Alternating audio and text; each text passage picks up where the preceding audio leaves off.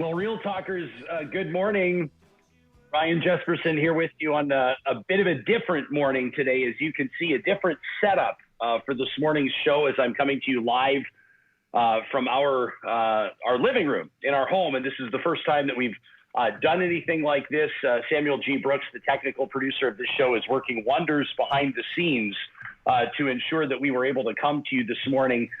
There will, Something and like we're just that. going to say out of the gate, likely today be some challenges. I'm even seeing right now on my own screen that my signal is very choppy, obviously, which is not the way that it was when we tested it even 5 minutes ago. So this is going to be a wild adventure for us. Sam, how are you holding up? I'm doing okay. There was a lot of panic last night when I was trying to sort of sort this out. I mean, the thing is you know, we knew in COVID time we may have to go to remote production, so we wrote a plan for this in like November. We just haven't acted it out yet. So today's going to be a real test drive for this. Yes, it will, and we know that our regular viewers and our listeners will be here with us through this all. Sam, is the signal, just so we can workshop this live, this is a bit of a good exercise for us. Am I coming across as choppy as I appear to be coming across in my own screen? Are you seeing me in still frame captures, basically? No, I mean, it's just a network issue with the way that I have to send the return video back to you. You're actually coming in pretty clean on my end. I mean, it's not great, obviously, but you know, it looks pretty good. Yeah, because I'm looking at both monitors right now. The return video to you is definitely a lot choppier. Okay, so I'll tell you what I'm going to do. I'm going to stop paying attention to what I'm seeing in front of me, and I'm not going to worry about that because I know that we're in good hands. And Sam, you deserve credit. Friend Sam has been working on this into the late night hours, and we really appreciate it. Now, Ryan, why are you home is probably a fair question that some of you are seeking the answer to. Quite frankly, wanted to let you know that yesterday, like thousands of other Albertans, tens of thousands of Canadians and people around the world, I received a text message that let me know that someone that I had loose contact with mid last week tested positive for COVID-19. And so immediately, of course, when you get a text message like that, you snap into protocol. And to be quite frank, protocol that you may have been taught or told about 100 times, but until it gets to that moment where it's you in that position, the resource that they provided as my wife and I endeavored to determine the best course of attack. Want to let you know that, number one, I'm grateful that this contact of mine notified me and other people within their circle as immediately as possible. I'm also grateful that Alberta Health Services was able to talk us through the process on the phone, helping us to determine which avenue, so to speak, that we needed to consider. So they help you determine how close of a contact you are. And then, of course, that will dictate how you manage the next up to what could be 2 weeks or even longer than that. So I'm deemed to not be a close contact, which has implications for my family. It has implications, quite frankly, for Sam, which we asked about as well. Real Talkers, want to let you know that I'm asymptomatic. I feel fine. And I have my COVID test scheduled for just after the show today. So I will, of course, keep you updated. In the meantime, the responsible thing to do, and quite frankly, in complying with the law, the right thing to do is to stay home and to isolate to this point. And so that's what I am doing. And we'll be bringing you Real Talk for the foreseeable future. Who knows if I have a negative test? I could be back in studio as early as tomorrow because I'm not deemed to be a close contact to this individual. And if it's a positive test, then I'll ask for your thoughts and we'll work our way through this together. We've got a great show coming up today. In just a moment, we're going to check in with Canadian Senator Paula Simons and former Natural Resources and Infrastructure Minister, former federal minister Amarjeet Sohi. A really interesting exchange between the two of them on Twitter the other day. And we invited them to bring that exchange here to Real Talk, and we think it's going to be a great conversation. Of course, we remind you that no matter where we're coming to you from, no matter where our studio is, temporary or more permanent, our title sponsor remains in place, and that is the team at Bitcoin Well. We're grateful for their support. They know that a whole bunch of people are curious about crypto right now, and how could you not be? Half of the days, it seems to be right there amid the news headlines, and the team at Bitcoin Well is here to help that make sense for you. If you have questions about crypto or getting involved, you can find them under the sponsors tab at ryanjesperson.com. Real Talk starts right now. Here's Ryan Jesperson.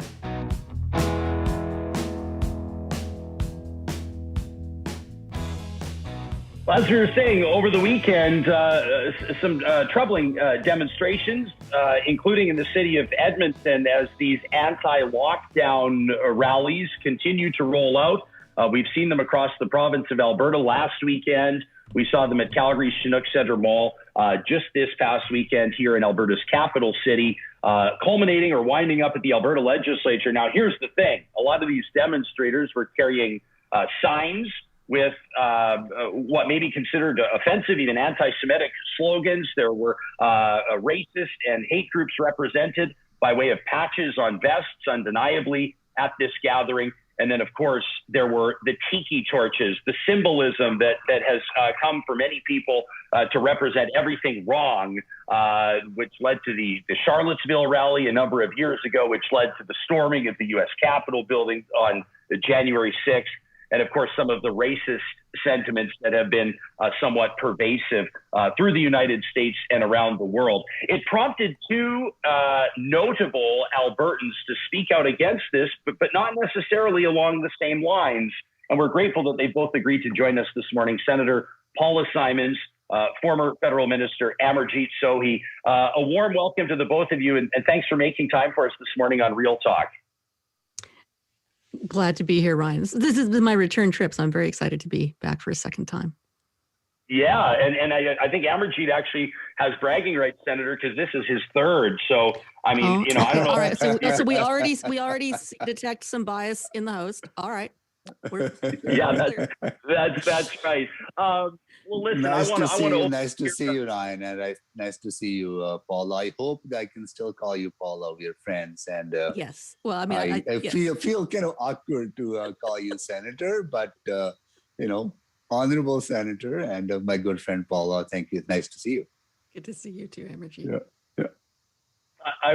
Obviously, there is an existing friendship here and a mutual respect, and really what I want to do is quite frankly get out of the way of the two of you, so I can ask you two to basically sort this one out. Why don't we start with the obvious question, which is why is what you saw so concerning?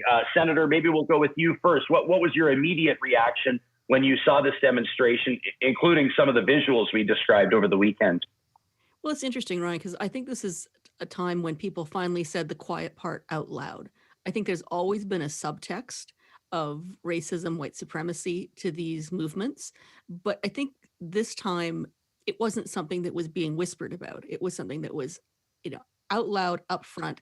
And the signal of the tiki torches, I mean, it made me sick to my stomach. One of the hardest days I had during the whole Trump regime was the day of that Charlottesville rally, when I saw hundreds and hundreds of nicely dressed white boys, looking like any university student you might see on any North American campus, chanting, "The Jews shall not replace us." And it just sent chills down my spine. And so when I saw these clowns, and I use that word advisedly, with their tiki torches in broad daylight, I thought, well, at least they're being honest about who they are. But I also thought to myself, this is quantitatively and qualitatively different than Charlottesville, and I want to triangulate my response because of that. Amarjeet, we'll get into where Paula took this, but why don't I ask you again the same question, just regards to your initial response when you saw what you saw in your home city over the weekend? Well, Ryan, I've been reflecting on the whole issue of race and racism over the last number of months, particularly since the Black Lives Matter movement and what happened in the US. I have experienced racism in my life. many, many times. So when I look back to our own city in the 80s, there was widespread racism in our city, and many racialized people, indigenous members of our community, faced the brunt of it. But then during 90s and early 2000, I saw a significant shift. Our city becoming more inclusive, more welcoming, more embracing, more diverse. But over the last, I would say, 5 to 7 years, I am noticing a very disturbing trend, a trend that is kind of taking away what we have built, a diverse city, a welcoming city, and a very, very embracing city. And I'm very concerned about it. So when I saw the rally on Saturday, it honestly invoked fear in a way that people marching in the street in the guise of challenging health restrictions, carrying those tiki torches that have a very significant meaning for those people who feel violated and feel the impact of racism and discrimination, because those torches do signify violence. They signify destruction, and they signify white supremacy and white power. And these people were openly demonstrating that power, and I found it to be quite chilling. And thus the response that you saw in my tweets. Yeah. So, Senator, and I do agree. Isn't it incredible how something is as benign, quite frankly, as a tiki torch, which up until 3 or 4 years ago had only symbolized garden parties and hot dogs and the smell of citronella and people gathering in fellowship in their backyards, and now has come to represent something horrific. Senator, you took it in a direction that I think would be understandable to a lot of people. And you suggested by way of your Twitter account, when a rather small and motley group of angry, frightened Albertans decides to march on the legislature carrying and wearing symbols of Trumpist racism, you call it what it is, how should we react, especially if what they're really seeking is attention and martyrdom?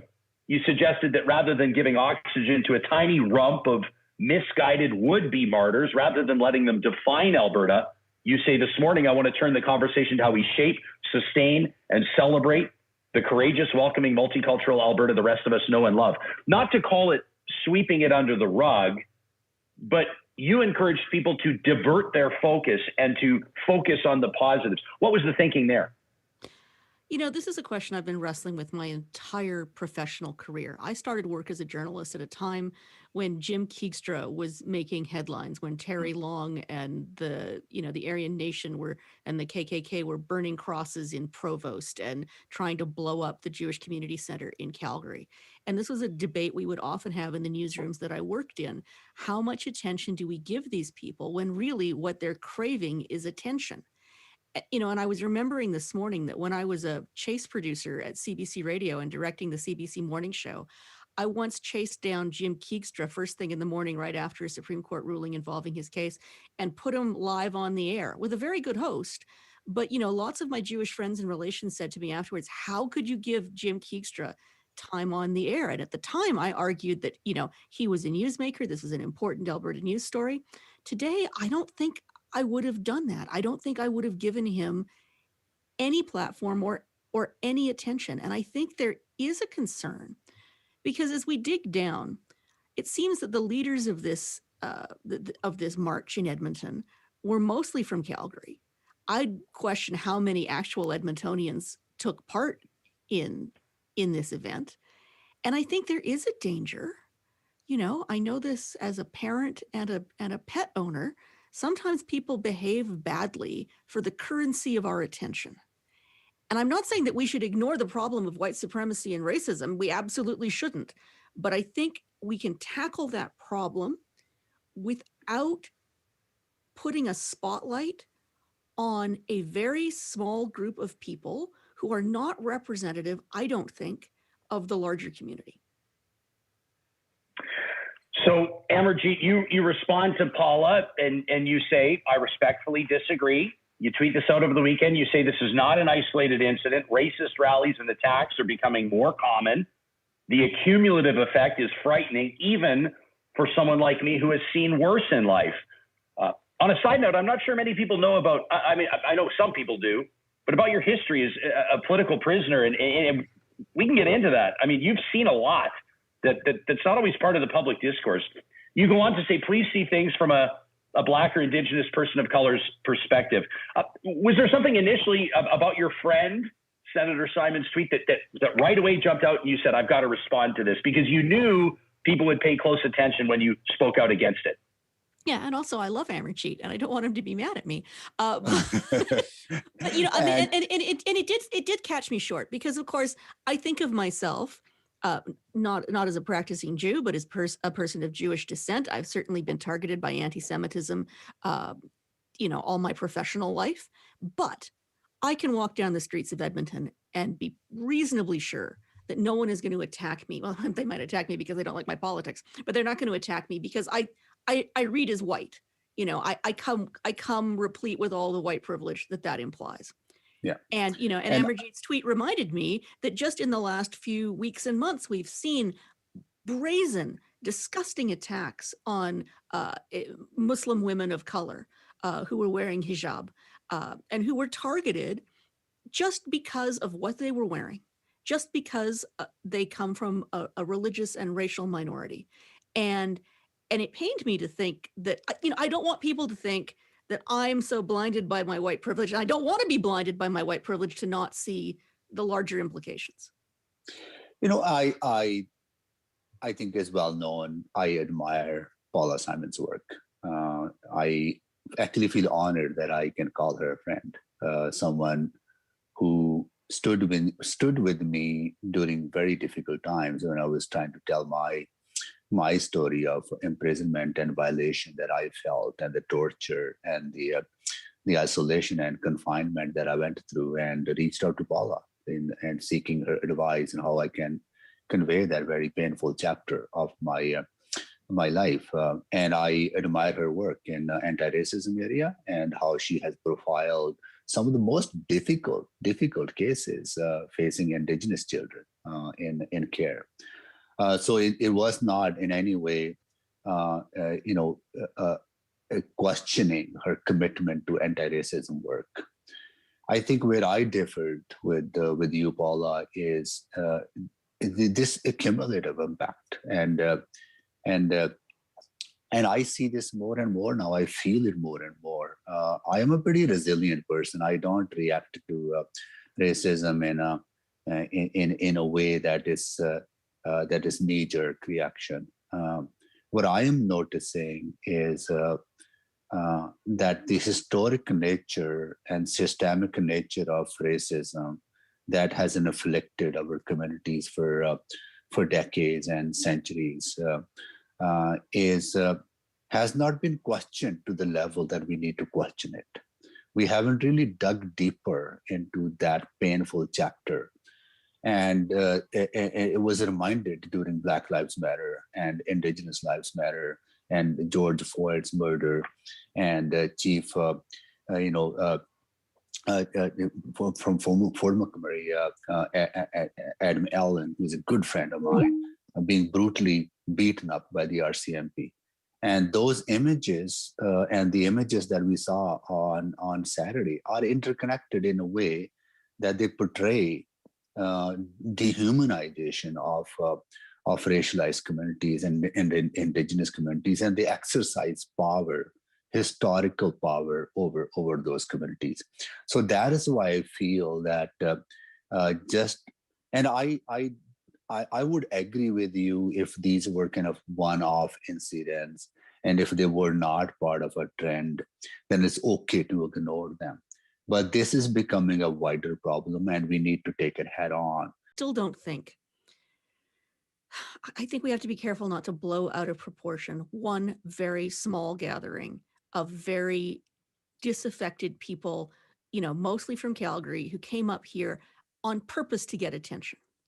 What I found almost more disturbing than the rally itself was the messaging from the Edmonton Police Service, who put out a series of tweets congratulating everybody on having a peaceful and respectful rally, and referred to the protesters as behaving respectfully, and actually thanking the protesters for their professionalism, which I thought was an interesting turn of phrase, since I wonder indeed how many of them are professional protesters.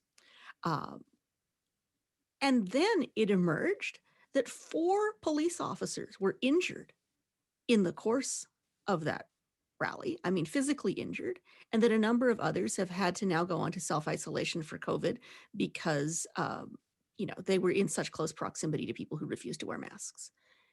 And I thought, and that came from the union that represents the police officers, and and then the police chief, Chief McPhee, tweeted out that he'd been in touch with the 4 injured officers, and I thought, okay, so why is the Edmonton Police Service saying on its official media channel that this was a respectful and peaceful rally and that the protesters behaved professionally, when we know that officers risk their health and safety, and I've seen the video footage of police officers being attacked by the protesters as they tried to arrest one of the leaders. And I think, I agree with Amarjeet that we need to take this issue extremely seriously, but I don't think our focus should be on the rump of yahoos. I think our focus needs to be on what else is going on in the larger community conversation. What do we have to do as political leaders, as business leaders, as community leaders to tackle what's going on that is more subtle, but perhaps much more concerning? But Paula, I want to dig deeper into that. Why is it that police officers and police service would treat this as a respectful demonstration? Well, that's right? a very good question. I don't know. If the officers there didn't look like they were being treated very respectfully. No, but I think the reason is that because these demonstrations are not seen through the frame of race and racism and hatred. They are seen through a different lens that leads to different responses from the police and other authorities. Even, I'm glad that Premier finally, took a stand, but it took him 48 hours. Why is that? It's not that Premier condones racism. In my view, he does not. But took him a while because he did not see this through that frame. So that is my point, that if we need to start seeing these demonstrations as what they are. This was not a rally against health restrictions. This was a rally in guise of health restrictions, but it was a racist rally. So I think that is the frame we need to apply. Once we start applying that frame, then our response would be different. I'm pretty sure police's response would have been different if they saw this rally as a racist rally. I hope you're right.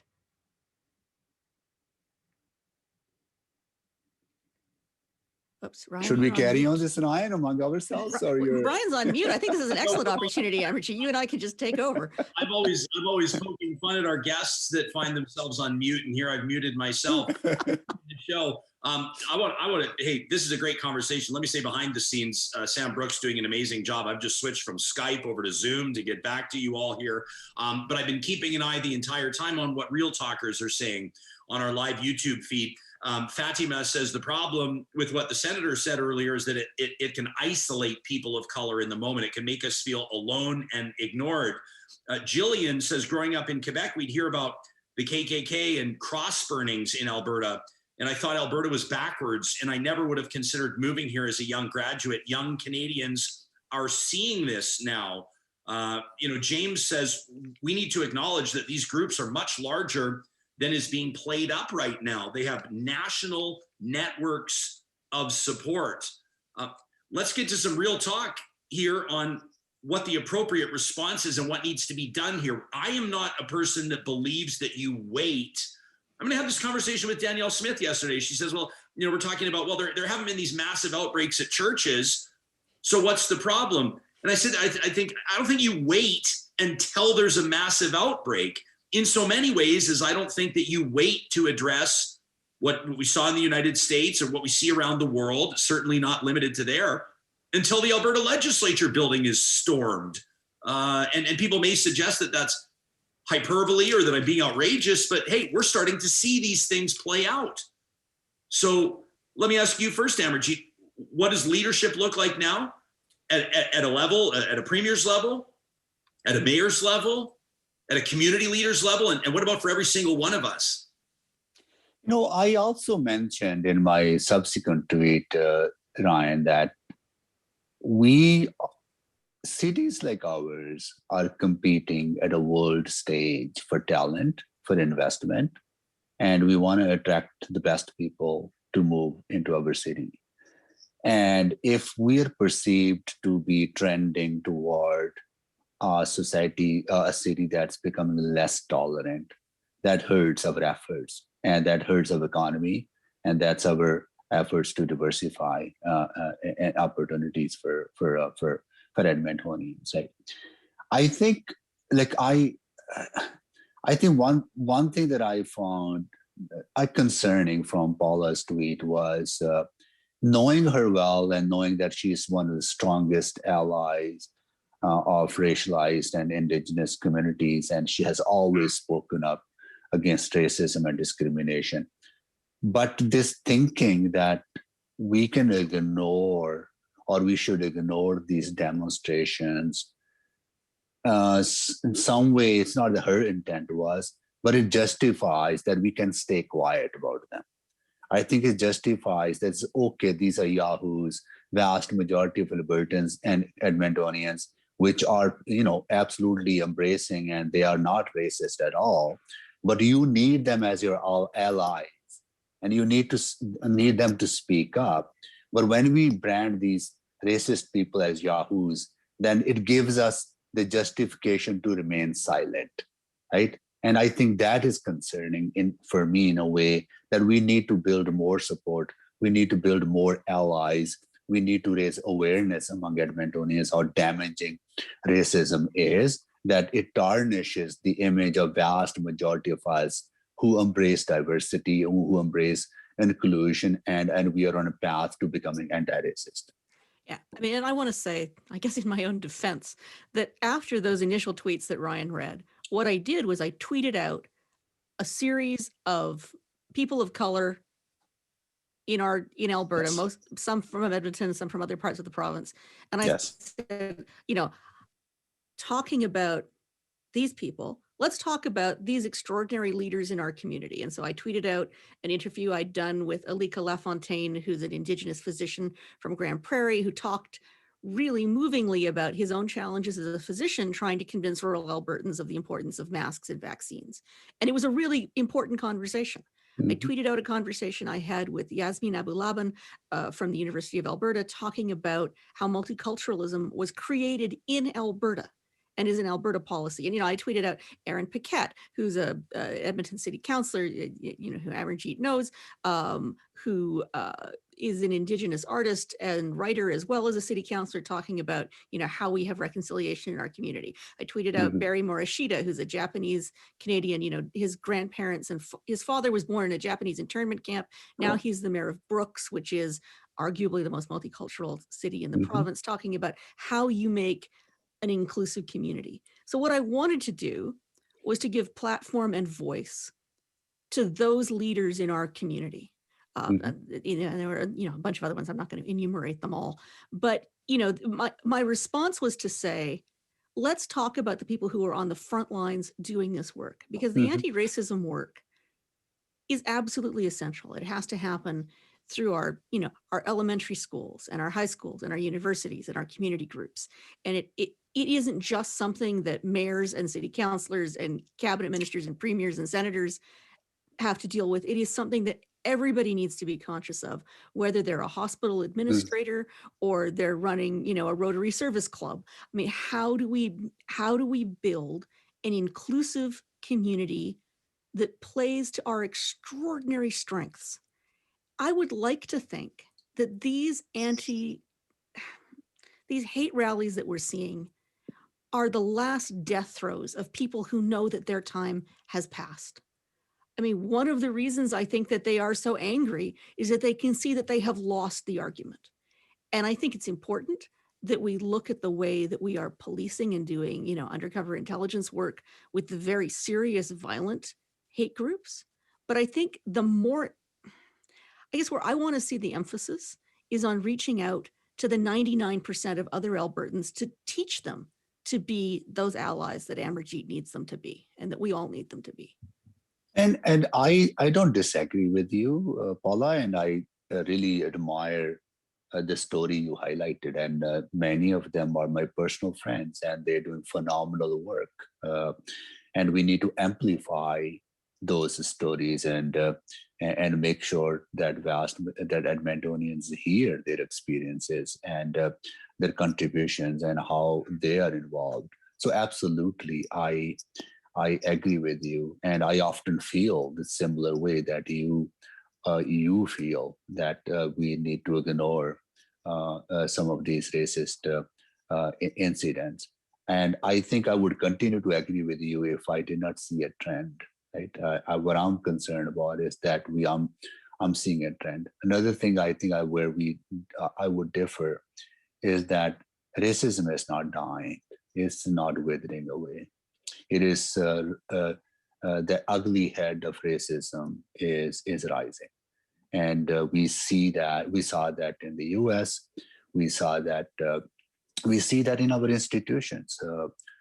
Each and every day we experience it. So I think I wish that it was going away, that it was withering away, but it is not. And I think that's where we need to continue to focus and call it out when we see it. Another thing I would add is that the work toward building an inclusive city or country starts at many levels, and at personal level, we always need to continue to question our assumptions and biases that even good attention people sometimes start feeling that it's okay. It is okay that things are changing now. We're getting better, which we are. Absolutely, we are. And being anti-racist is a journey. It's a lifelong learning process, and that's how society is going to progress. And I hope that from time to time we can have these healthy discussions among allies who are on a shared path to building a better society. That we may differ in our approach, but the end goal is building that cohesive place for us to live in. I'm so grateful that the two of you have agreed to join us. I want to give a peek behind the curtain and let Real Talkers know that both of you have meetings that started 6 minutes ago, yes. which means I was going to let you go until you were done, but I want to respect your time, or you're never going to agree to come back. So the spirit of this conversation is representative of the bedrock of this program. And I'm so grateful for your perspectives coming at this from two different positions, but aligned at the same time. And I know that that's very important. I want to thank both of you for your time today. Thank you, so Ryan. much, Ryan. And take care. Take care of yourself. Yeah, okay. Appreciate that. That's Canadian Senator Paula Simons, of course, independent senator out of Alberta, and former federal cabinet minister Amarjeet Sohi, a former Edmonton City Councillor as well. He's handled the natural resource and infrastructure files federally, and many people interested in what Amarjeet Sohi's future might look like politically or otherwise. And that's something that we're paying keen attention to. I appreciate some of your comments here on the line. I want to let you know that as this interview went a little over, which really, who cares? We don't sweat that kind of stuff. We're not going to worry about going over time, but we do have another interview locked and loaded. If you're just tuning in right now, you're wondering why I'm coming to you from what appears to be a dining room. That's exactly what it is. This is my home.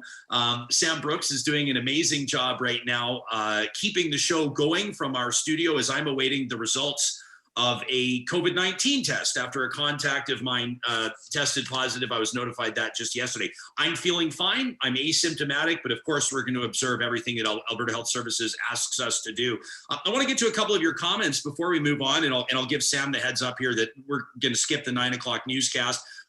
Very quickly, Justin Trudeau's meeting with Joe Biden today. They're going to be talking about America first. They're going to be talking about trade. They're going to be talking about the two Michaels, Michael Kovrig, Michael Spavor, that have been held in Canada, or in China rather, these two Canadians for more than 2 years. Also wanted to let you know, of course, that we're keeping an eye on other stories. I see that some of you are asking us about Bill C7. You want us to be talking about that. That is something that's on our working list. We are going to be talking about medical assistance in dying in Canada, just not with the senator and Amarjeet Sohi at the time that we wanted to make sure we talked about that rally. Essentially it's a racist rally. Let's call it what it is. Sonny is watching. My man Sonny on the line here. Go see him and his pals. They could. I know they'd love to help you at Henry Singer. You can do some shopping online there. Sonny says, respectfully, I don't think it matters where these people are from. He says hate is hate. And when it's based on race, religion, creed, culture, ethnicity, it should be eliminated. End of story. I agree with Sonny. I don't think it matters whether or not these people were from Edmonton. And I'm not suggesting that any of our guests were sticking on that point. But the fact of the matter is that the sentiments are evident here in the province of Alberta. Very quickly, we want to thank our partners that whether we're coming to you from our dining rooms, whether we're coming to you from our Real Talk studio, they're with us every step of the way, supporting our Real Talk journey. And that includes the team at Clean Air Club. Right now, they want to make sure that your family can breathe easy. And a big part of that is making sure that your furnace filters are changed on a regular rotation. When's the last time you changed yours?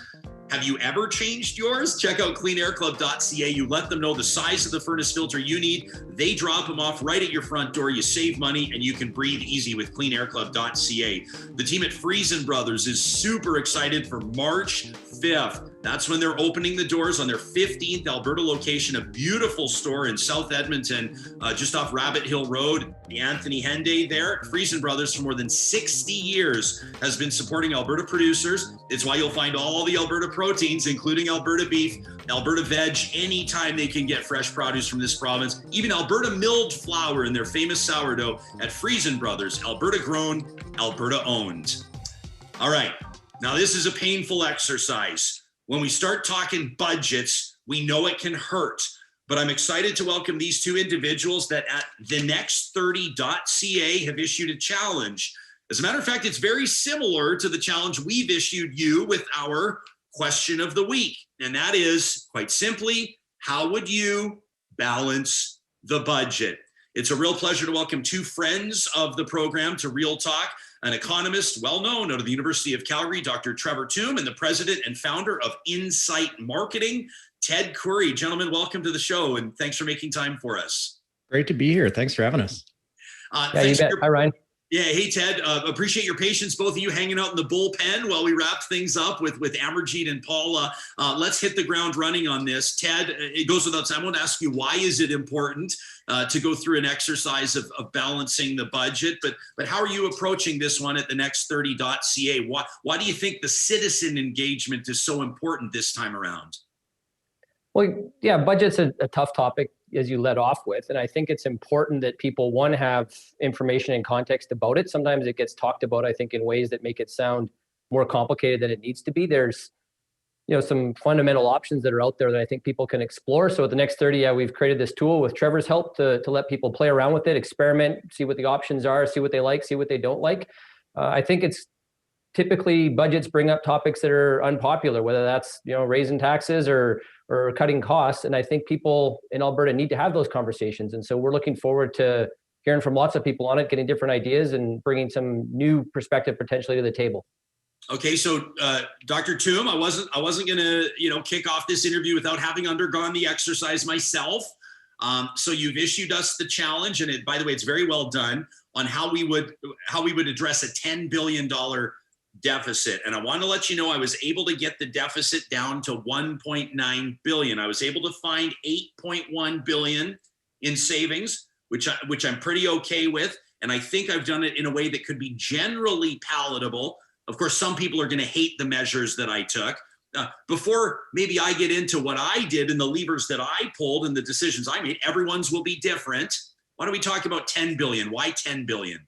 Sure. So I do want to emphasize that that's right to think about options as involving trade-offs, and everyone will evaluate those trade-offs in different ways. So there are lots of options available to Alberta, and we are lucky. But where did 10 billion come from? Well, if you look at The current deficit that's projected for this year, it's north of 20 billion. So we think, oh, well, 10 billion, that's too small of a deficit to address. But a big chunk of the fiscal challenge that we're facing in the short term are due to temporary factors related to the pandemic and the associated economic disruptions and low oil prices. But if you look a couple years down the road, so where are we currently projecting the deficit in 2022-23 to be? After the COVID dust hopefully settles by then, the government was projecting just shy of $10 billion as their deficit that year. And that was previously the year that they were hoping to balance the books. So the COVID shock going out that far does represent about a $10 billion challenge for the province to overcome. And what do we do after that point? If we keep spending in line with other large provinces, a stated goal of the provincial government, then the projection kind of looks like that $10 billion is here to stay, just given the nature of economic growth and revenue projections. And so we do need to think longer term to close roughly $10 billion. So this is, I mean, when it comes to the fiscal situation, I'm curious for both your takes on this. Ted, I mean, how many, you guys have, I'm guessing off the top of my head, you probably got a couple hundred employees, wouldn't you? I mean, you're I wish, or maybe I don't wish. No, we're only about 10, Ryan. No, take a zero off. But you, Ted, you're used to working with budgets, and you're used to running a business, and we oftentimes participate in exercises where we'll have people say, I mean, you know what it all comes down to oftentimes is when people would say, here's my choice for who should lead this political party, or here's who I'd love to see get into politics. And oftentimes it's people that have been very successful at business. And then we'll hear from the counterpoint, which is government's not like a business. You can't run a government like you run a business. So how do you approach as a president of a company, as an employer, an exercise like budgeting for government? Yeah, I think the truth is between those two scenarios. Like I do think there are differences between government and business, but that doesn't mean that some basic business principles don't apply and that government should ignore all of them. I think it is a conversation exactly like Trevor said in trade-offs, and there's no way to get everything that you want all the time. And we've had a tough run the last 5 or 6 years. The numbers haven't gone in our favor. Some of the places we used to generate a lot of revenue from, we don't anymore.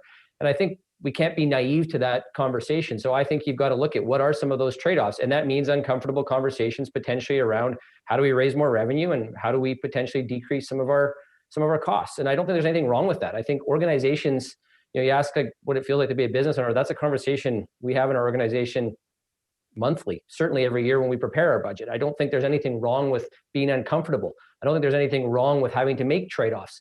I don't think you're doing it right if you just blindly say, well, I don't like the trade-off, so we'll just keep going down naively down a path that clearly is not working for us. So I think you've got to take some of those basic business principles. Reasonable people can disagree about how quickly we have to balance, to what extent. You said, Ryan, you were left with whatever 1.1 billion. We can argue, should that be 1.1? Should it be 0? Should it be 2? What I don't think reasonable people can do is assume we can run a $10 billion deficit forever. And that's, I think, where there's been this mistake. We just keep seeming to punt the conversation down the road. And I think that's the part that has to be addressed. So Trevor, we talk about the Alberta advantage and we've had many healthy debates on this show and other shows of what that is and what the advantage actually is, and if it's legitimate and if it's still here. We talk about things like, oftentimes if you talk about the Alberta advantage, aside from where we're born and what we're walking on top of, the Alberta advantage has typically referred to tax rates. I've seen some compelling arguments that our tax rate, even if it was cranked up a little bit, would still be among the lowest in North America. So maybe we're nailing our own feet to the floor. How would you characterize Alberta's position in this context versus BC, Ontario, and other provinces? Right. So Alberta for a very long time has enjoyed the luxury of the ability to spend more per person than other large provinces in the country. This has been true for decades. Even at the end of the spending reductions in the Ralph Klein era in the 1990s, we still spent more per person than the average amount in Alberta, Ontario, and BC. So that's one part of the advantage that Alberta had. The other part was that we were able to raise significant revenues for the provincial government through sources of revenue beyond just taxes. We could keep taxes low because we enjoyed resource revenues and investment income that were significant.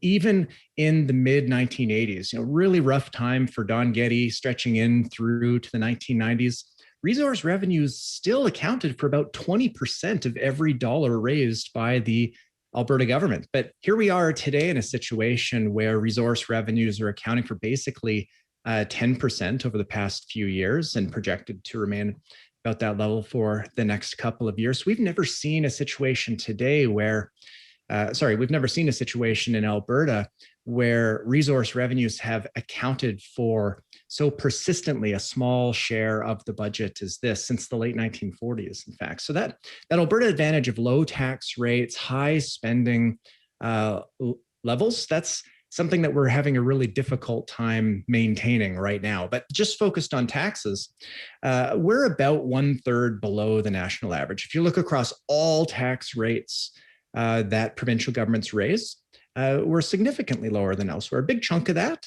is not having a sales tax, of course, but not just that. We have lower tax rates in a number of areas. But that $10 billion gap that we're talking about here, even if you wanted to fully address it on the revenue side, which may not be the optimal thing to do, depending on your perspective. But even if you wanted to do that fully on the revenue side, we would still have the lowest tax rates in the country, because overall, Alberta's economy remains, even despite this really challenging set of few years, including COVID, we remain among the strongest economies in the country.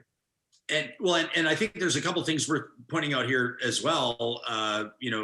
Number one, if all investment attraction and corporate the recruitment of corporate headquarters, if it was all just about low tax rates, all of the corporate head offices in the United States would be in Nebraska and Montana and the places where they are not.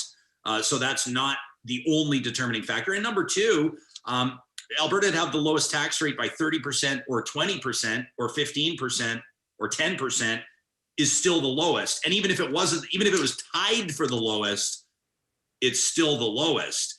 But Ted, you work in marketing. Is this a fool's errand to try to spin this like I'm spinning this, or do you see some arguable facts here? No, absolutely. I think Trevor's bang on. You asked me, Ryan, like how you approach it from a business perspective. We bring in less revenue per person and we spend more per person. Like from a business perspective, you might be able to get away with one of those strategies. You can't get away with both. So again, reasonable people can disagree about which lever we want to pull and to what extent. I put me in the camp where I think there's need and room to pull on both. So I'm with you that I think our revenue side does need to be addressed. Absolutely. I'm not of the maybe traditional business camp that says, we can't ever look at taxes. I don't agree with that. I think there are places where we would. I think shifts to, put me in the camp also with a sales tax, which I know is not popular with lots of people sometimes. I think it's a far better way for us to raise stable revenue. If we can get back to balance, I would advocate for, keeping and bringing in consumption taxes like a sales tax over income taxes and other forms. I think it's a better way to do it.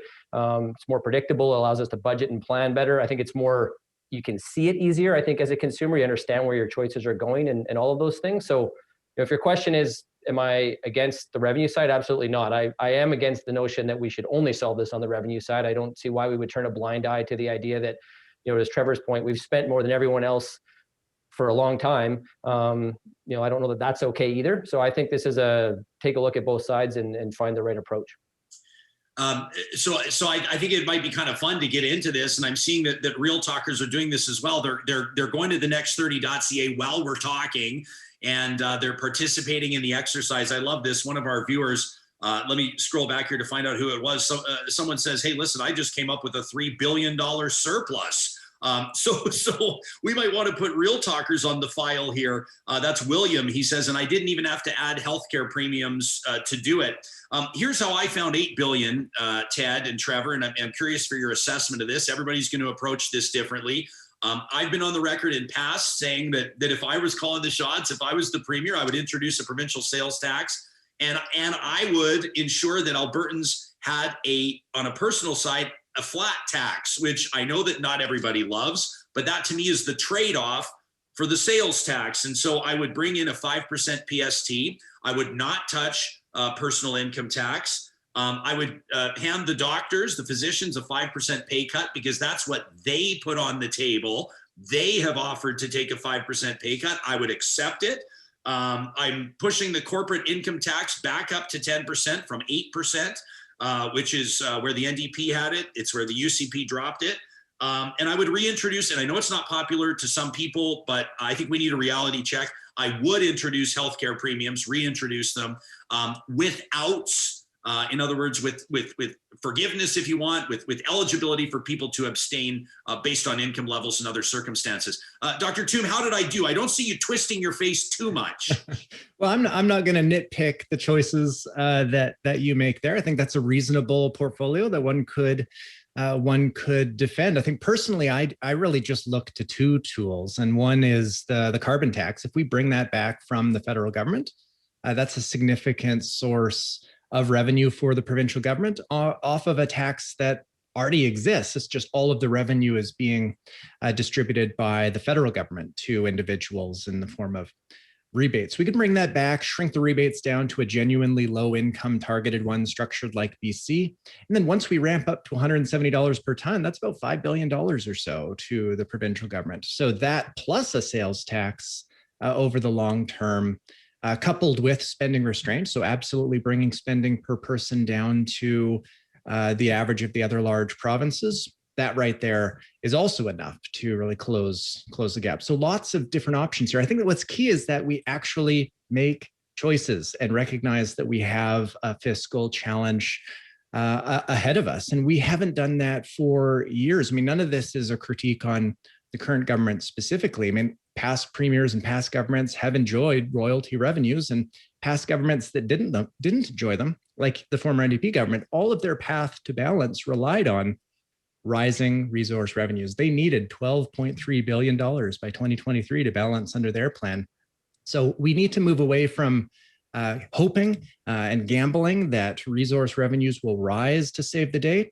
We need to make some choices, and whether one agrees or disagrees with every specific choice, it's much more important that we actually start to talk about choices and make those difficult decisions sooner rather than later. Dr. Tombe, you make a great point, and I use, I'll invoke the word blame, and that's if our exercise is to assign blame, let's agree that over the last number of decades, there's plenty of blame to go around. But Ted, I suspect there's a reason why at the next30.ca, this is not an exercise in assigning blame. How much of this is simply getting people talking and getting people participating and putting these issues on people's radar? Yeah, absolutely, Ryan. There's two things I think why governments, and I like how Trevor framed that, because I think too often this budget conversation gets mired very quickly in ideology, and some of the choices you might want to make are probably going to be driven by that. But we have had different governments in the last 10 years with different ideologies who essentially, as Trevor pointed out, have chosen to just punt on this issue. So it's not just about ideology, it's about making choices and getting strategic. And I think the reason it's tough is, one, you typically need to take a longer view than a 4-year election cycle to do this properly. This plan can't be accomplished in one term. So we need to be looking at 10 and 15 years. And that's sort of where the next 30 came from, the idea of 30 years out. How are we gonna move these things forward? Didn't like what I was saying, Ryan. He just walked off. And then so I think election cycles make it difficult, but I think that's why people talking about it helps, because maybe we can get past this idea that it's only about an election or a campaign cycle issue. And secondly, some of these choices historically have not been politically popular. No one typically runs a campaign around, I'm going to raise your taxes or cut your services, and has success with that. But I think Albertans, for the most part, are reasonable. And if we share these facts, the budget tool is intended to help do that. I love your Y Station question of the week. It's helping do that as well. So that's great. People should check that out as well. If people understand what's at stake, if they understand the realities, if they get to play with some of those levers, they may not fully agree on the choices, but I think it becomes apparent that the do nothing, hope, wait for resource royalties to improve is not, that's not an option. And what this tool is intended to do is allow people to experiment and see what they might like, but also maybe wake up to the fact that some of these naive statements that get made on both sides of, well, we should just cut everything. If we got a $10 billion gap on a roughly $50 billion budget, are you really advocating for a 20% across the board of everything? Because that's the only way to make the cutting strategy work. And on the other side, let's just tax everything. Play around with like high rate income taxes and see how much revenue you can generate just by changing those. You can't bring the budget even close to balance without getting absolutely extreme on one of those things. And I think that's what we need people to realize, is that if you're going to advocate for a choice, understand the implications of that choice, understand what you're actually suggesting, and is it even viable to make that happen? I love that we have Dr. Tombe here, because I feel like I can throw a bunch of things at the wall and then see what sticks, and he can just fact check it all and tell me if these are ridiculous ideas or if I'm on to something. But I'm just reading here, for example, Dylan's watching this morning, and he says the carbon tax was better than a PST because lowest income folks got rebates oftentimes higher than their costs. Just on a quick hit, let me say, I hate that the carbon tax is being portrayed as some way to sort of open up the flood to general revenue. That's not the point at all. And that's how you get people hating on a carbon tax. If you start treating it like a way to pad our pockets and pay for healthcare, that's not what it's for. There are some people that are talking about a wealth tax. Let me say also that the wealthiest people in the world are the wealthiest people in the world because they find a way to evade paying a ton of taxes, and they'll be gone like that. If you try to, I'm not suggesting that you can't try to find some way to recoup some revenue, tax revenue, but I just don't think that's the answer. And then that's a qualified statement. And here's a great one from Ben. Dr. Tombe, why don't we just throw this one right to you? Ben says, why don't we just start with the why? Like, why should we even try to balance the budget at a time like this? That's a great question. And I don't think we should balance the budget right now at a time like this. Governments run deficits during recessions and during tough times in order to smooth that shock out over time. If you were to maintain a balanced budget every single year, then during recessions, you'd be increasing taxes and decreasing spending. And during booms, you'd be doing the reverse. And so that volatility in tax rates or spending levels is definitely not an appropriate approach to public finance. So at a time like this, 2020, 2021, we ought to be running deficits. That's why government borrowing exists, to really cushion or try to cushion the blow to the extent that it can. I think this conversation, though, is really trying to think about later, 2022, 23, and so on down the road after the current shock. It's never too soon to plan for the future. And so to talk about changing taxes or changing spending policies today, that's entirely appropriate, recognizing that we wouldn't implement it until the recovery is well underway. This is an interesting. Yeah, go ahead, Ted. Can I just jump on that? So 100% agree with Trevor and agree with the texter that, maybe today is not the year that we come to balance. But I also think the reason we have a 21 billion or whatever it'll be exactly on Thursday is that extra 11 billion was for like the rainy day fund, COVID, all these other things. The reason we've got this 10 billion piece is because we were running even when times were good. So we have not had a pattern, Trevor can give the exact number, but in the last 10 years, we've had some pretty good economic years. We weren't balancing the budget then either. So this idea that, now we have a pandemic, so we can't balance. Yeah, we don't have to balance the 21 billion, but the 11 billion that went to COVID related matters or offset because revenues were going to decrease. That's supposed to be what happens when you run into a difficult time. I think we've got to get serious about how do you have some stability in that? Because if you're going to use the idea that we should run deficits in tough times, then we got to bring in surpluses in good times. And we don't have a pattern of doing that at all. We have a pattern of running deficits in all times. And I think that's where the problem is. It's a great point, Ted. And quite frankly, this is difficult. I think of the wonderful Canadian show that swept the Emmys. I think of Schitt's Creek and the whole premise of Schitt's Creek and how they got there and the rude awakening of a very wealthy family that all of a sudden finds itself, in relative squalor. I'm not suggesting that that's all of us Albertans, but we're used to beautifully paved highways, right up until Lloydminster, where sometimes it gets a little bit different. And we're used to new schools and new hospitals. Heck, back in the 90s, we'd blow up hospitals if we didn't think that we needed them or weren't getting the most use out of them. I mean, Albertans have had, myself included. I mean, this all comes back to what Jim Prentice was saying with regards to look in the mirror, right? We've not made tough choices. We've enjoyed fabulous resources. You know, one of the things, Trevor, that I wanted to do as I approached this exercise is I said I wanted to make a couple of commitments, because politicians have to be able to do this. We know this. They have to be able to look into the cameras. They have to be able to look at the electorate. And I wanted to be able to say two things. I didn't touch healthcare spending aside from doctors' compensation, and I didn't touch education spending, including teacher salaries. Now, that's another big question. There are some big negotiations coming up with the public sector in this government. You have to assume that those negotiations will start at 0% increases, but I suspect that the government's going to be looking to hand out some pay cuts too. Yeah, and we should remember that public sector compensation is roughly half of the entire budget. So it's not unreasonable for a government to look there for savings. I mean, even the prior government under the NDP was fairly aggressive at the bargaining table, pursuing those zeros. And those zeros do represent real reductions in compensation, because inflation means that from one year to the next, prices of everything out there are rising by roughly 2% per year. So zeros sustained over time do generate material reductions in government spending per person when you adjust for inflation. I think you're right. The current government is very likely pushing for reductions. And we saw that in 1993 when Ralph Klein came in. There were 5% reductions to public sector compensation when that happened. But it's important, and this tool reveals it, to keep in mind that there's no magic bullet here, and that 5% reduction, even if it were achieved, and I don't think that's where we're headed, it just is not enough to completely fill that gap. So it's really hard to do this entirely on the spending side. It's really hard to do it entirely just on the compensation side. So we do need to have a balanced perspective here and recognize that there's no one quick fix that we can adopt. Ted, you're a big part of your business is messaging and communications.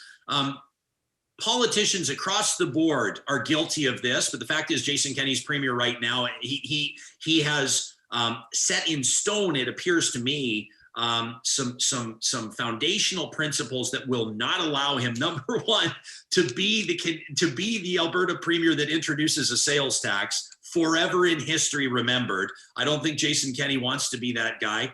And he seems absolutely adamant, and I've heard him say it many times, including last week, that he is adamantly opposed to imposing a new tax on Albertans by way of a sales tax or otherwise in the midst of a global economic recession. Do these principles, or do these hard stands, do you think hurt the government's position when it comes to exploring different budget avenues? Yeah, I think drawing a hard line on anything is never helpful in terms of trying to find the alternatives that we need. Again, I think it's this case of, both. I mean, I think you can talk about it from both the NDP and the UCP perspective. It's almost like a game of chicken. I'm virtually certain if we gave truth serum to both sides, they would acknowledge that a sales tax likely is in the cards, but no one wants to blink first. They would love to be the one to campaign against it because it would seem easier and more fun to be on that side of the equation. So no one wants to be the one to introduce it. And I get it. I don't envy the premier. Some of these are difficult conversations, but that is, in my opinion, what leadership is supposed to be about. Sometimes it is about advocating for a change that is necessary, that maybe is not popular at the time. And even if we're not going to introduce some of these spending changes or revenue changes today or this week in this budget, to Trevor's point, I don't understand why we're not at least bringing them up as these are the paths that we need to take. This is what it needs to look like. We are going to start to implement in year 1, bigger changes in year 2 and 3, major changes by year 5. Lay it out for Albertans so that we can see it. Have the courage to share that road ahead. Because otherwise, I think what you're really doing is that you're just looking my 8 and 11-year-old in the eye and telling them it's going to be their problem to deal with. And the rest of us are just going to stand idly by. And that really ticks me off. So I think we have to do a better job than we are right now. Just quickly, if I can build on that, I think the government is very slowly dipping its toe into the waters of having this broader conversation. We saw in November, they released a very detailed fiscal update because, of course, the budget released earlier in 2020 was blown out of the water by COVID. But in that update in November, they announced a commitment to 3 foundational pillars that will guide their fiscal policy going forward. And I think, though they didn't say it explicitly, those 3 together imply new taxes or higher taxes. Their first pillar was to align per capita spending with comparator provinces, that is BC, Ontario, and Quebec. And that goal will be achieved by 2022-23. And there will still be that roughly $10 billion deficit that year. Their second pillar was to keep Alberta's net debt to GDP ratio below 30%. That basically means that if we're going to keep spending aligned with the other large provinces beyond 22-23 and not allow debt to exceed 30%, then we need to increase revenues, either through higher tax rates or new taxes. So either the government is going to abandon the 3 pillars that they committed to in November, or they're going to need to start to think about the revenue side of the budget. And I think them laying down those pillars is part of this broader, very slow, very subtle strategy to start that revenue conversation. So there's a possibility panel that people, they've completed this exercise. Some folks have shaved the deficit down, some have eliminated, and some have found a surplus at thenext30.ca. Now they can attend this possibility panel. It's tomorrow, obviously a virtual event. It's free through the website. Ted, what can people expect as part of that? Yeah, we've been running a series of these sessions over the last couple of months. This is going to be our 7th one. We've run other ones on economic diversification, energy and climate, a more inclusive social fabric. So this one's on the provincial budget, as you said, tomorrow from 2 to 4 p.m. It's free, thenext30.ca. You can sign up, you can play with the budget tool there, but you can also sign up and attend. They're highly interactive, Ryan, so they're not just come and listen to some talking heads. You'll have to put up with Trevor and I for a few minutes of the agenda, but there's also lots of time. We do small breakout groups. They're virtual. The feedback's been amazing. We get lots of engagement, people with different opinions engaging in a real positive way. It's sort of the opposite of what it feels like when you try to have those conversations, I think, on social media. So I'd encourage people to come out tomorrow. If you've got a perspective on the budget, what we should do, some big ideas, some new thoughts that we haven't considered, sign up. Be there between 2 and 4. I think it's awesome. Dr. Tombe, anything we always want to give everyone a chance. The worst thing that can happen is we say thank you to you and you walk away going, I wish I would have had a chance to say that last thing. We'll give last word to you. No, I think we really covered it. And I guess I will just end by re-emphasizing the need to recognize that choices will have to be made, right? This is a problem, a challenge that will not solve itself, but Alberta is lucky that we have a lot of options available. And so we can debate and discuss and consider all of those options and move forward in a sensible and responsible way. Awesome. That's Dr. Trevor Tombe, an economist well known out of the University of Calgary. Ted Kouri, who's a legend in Alberta's business community, is the founder and president of Insight Strategy, co-founder of The Next 30. You can find it at thenext30.ca. Fellas, thank you for this. We appreciate your insight. Thank you. Take care. So Real Talkers, here's the deal. We've got 2 assignments for you. It's certainly an interesting exercise. I encourage you to take it on at thenext30.ca to find that $10 billion solution to making your way through that deficit and cutting it down. And then, of course, at ryanjesperson.com, our question of the week this week, presented by our friends at Y Station, the official research and strategy partner of Real Talk. Same deal. We want to know, we want you to answer some tough questions on how you would manage this budget. It's super easy for us to sit here as the armchair finance ministers and criticize what we're seeing from this government, from governments in past, but when the rubber hits the road and when it's our decision to make, it gets a little bit more tough. And I participated in the exercise myself on both fronts. I've answered our question of the week. I've done this exercise at thenext30.ca. I know some of you think that some of my ideas are absolutely terrible, and that's fine. The whole point of this is to talk it out. So I really appreciate the team at the Next 30 for doing that. Wanted to remind you that we are very proud to partner with the teams at St. Albert and Sherwood Dodge. When it comes to 2021, it's a big year for the Jeep lineup, and that includes the fuel-efficient Jeep Compass. That includes the Jeep Wrangler, of course, that Gladiator truck that everybody's talking about. There's the 7-passenger Jeep Grand Cherokee, And then, of course, you've got the Jeep Grand Wagoneer as well. You're not going to find a better selection when it comes to the Jeep and Dodge lineup in the province of Alberta than you will at St. Albert and Sherwood Dodge. Give us Scott and his team there if you'd like to learn more about how Jeep can be a great fit for you or your family. Also want to encourage you to check out the team at Westworld Computers. If you're looking to upgrade your setup, whether it's a watch, whether it's a new iPhone, an iPad, the MacBook Pro, the iMac, and we can run our way through the whole lineup.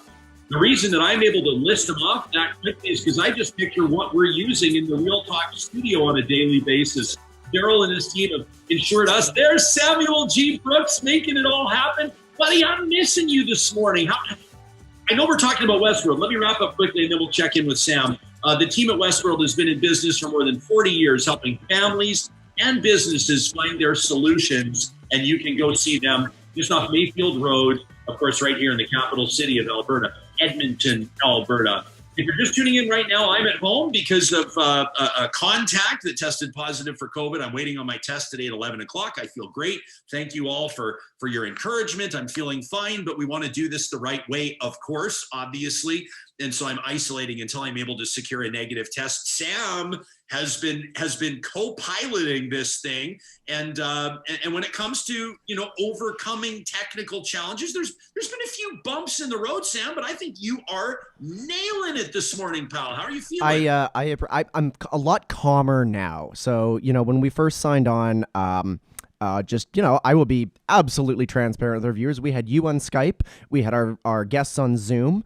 The point behind that was to isolate you onto your own feed so that when I'm getting the guests ready, it's like you're in the studio with me. I've got you on your own camera over here separate. That was really slowing down our network. We moved you over to Zoom. Things are swimming along. So I'll tell everybody the first 20 minutes or so, you're going to want to listen to the podcast instead, but it's going to be smooth sailing after that. Yeah, the really tuned in real talkers got a peek behind the curtain when Ted Kouri there said to me, he was talking about his plan to balance the budget, and all of a sudden I got up and left. It's because he's seen two windows, right? As soon as you took me off camera, I went and I topped up my beverage in the kitchen, still listening to what he had to say. Yeah, he was seeing the off broadcast feed, which you might call our preview feed, and he thought that I just walked away from the conversation. So no offense to Ted, I didn't think that his answer was that bad. That's fair, yeah. And I mean, things are not going to look super polished today because one of the things that I do when I'm getting a guest ready is I put you on camera, and then that way I can quickly rejig the Zoom windows that the right person is displaying on the screen. I don't have any of those tools today, so we're gonna do it live. Yeah, well, hey, put it this way, Sam is the one wearing the vest and wearing the tie this morning, and he's the one that showed up to really hammer this out. And Sam, we're grateful for that. We obviously had a big show yesterday, and Danielle Smith, a former colleague of mine, now a former talk show host after she walked away on her own terms from a very popular talk platform, a flagship talk show platform, and she joined us for an hour yesterday. To talk about that. We got into some of the more controversial moments of her career and some of her, more controversial perspectives. And we were absolutely flooded with feedback. And so I wanted to take an opportunity to, number one, thank you all for tuning in. It was by way of podcast downloads. It's one of our most popular shows in the history of the show. We knew that it would be. Viewer engagement was strong. And of course, that includes our email inbox. You can send us an email anytime at talk@ryanjesperson.com. We always want you to know you have a voice on this show, and we care very much about how you feel about what you're hearing. We hope that this has prompted a thought exercise with you, whether it has prompted you to question some of the beliefs that you have, whether it's political, fiscal, or otherwise, or whether it reiterates your perspective. We put our thoughts through these challenges. They become forged by fire, so to speak. And we move on. I appreciated hearing from Elroy. Elroy sent me an email to talk@ryanjesperson.com. He says, Elroy says, the classic collision of faith and science. He sent this in right after the interview. He says, it's hard to argue logic with an emotional case, dialogue erased and replaced with blanket statements, racist, climate denier, conspiracy theorist. Much love. That from Elroy. Kind of feels like a bit of a haiku. I know it doesn't follow the formula, but there you go. This was an interesting one that we received, and we got a ton of emails specifically, as mentioned, about the interview with Danielle, and I wanted to get to some of those in particular. Donna says, Ryan, I'm writing in specifically to tell you how much I appreciate that interview that you had with Danielle Smith. I was relieved to hear her question you, and I was relieved to listen to her answers to your questions. I used to enjoy listening to her when she filled in for you on your radio show, but since the pandemic, I've been troubled by the fact that she had a platform, a megaphone, really, for her beliefs. And then you actually brought that up and talked about it in the interview yesterday. So though she says she is for freedom, says Donna, it struck me more as selfishness. And by the way, I'm glad you asked her if she thought that Donald Trump should be banned from Twitter or whatever. And I thought that her answer just shows how she thinks. Thanks so much for what you do at Real Talk. I've watched every day from the beginning. That from Donna. That's incredible, Donna. And thank you for tuning in. Angela wrote in and said, it was great of you to have Danielle Smith on the show. I love to hate her, says Angela. And I was super excited for the interview, but I was kind of frustrated by a lot of her responses. She seems to really rely on that politician dodge when it comes to a lot of issues. No real accountability for her opinion. For example, her stance on reopening the province, but, don't use her opinion to back up your protest. I mean, if that makes sense. Angela says, I despise people falling back on acting as though they don't know or they're unaware of certain implications. She almost seems to play dumb sometimes, but she's very smart and she does know what she's saying. Angela wonders, do you get frustrated interviewing or talking to her? She says also, thanks for taking the time to read some of our comments and emails. It's what holds you accountable and what keeps you accessible. That from Angela. Thanks very much. I don't get frustrated talking to Danielle. You've got to be sharp talking to Danielle. I think there was some obfuscation yesterday. I think that she, as many people do, especially savvy communicators, including politicians or former politicians, I think that they can create noise around issues which distract from the fact that they're not maybe really answering the questions they've been asked. I think that she mischaracterized a few things, including my departure from Chorus Radio and who was responsible for that. Obviously, she's standing by some of her positions on alternative COVID therapies, and I'm not going to call them that. Let me say therapies that have been ruled out by health professionals, including hydroxychloroquine. I thought that was interesting. Obviously, many of you took issue with what she had to say. Some of you absolutely loved the interview. I mean, Cam wrote in to say, I really, really enjoyed the conversation between you and Danielle.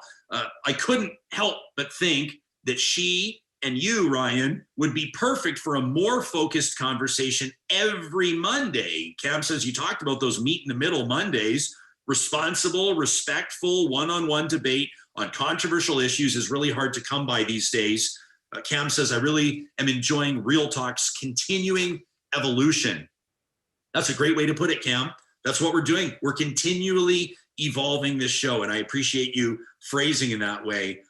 George wrote in to say, watching Real Talk Monday morning, I know why I love Danielle. She's balanced, wise, compassionate.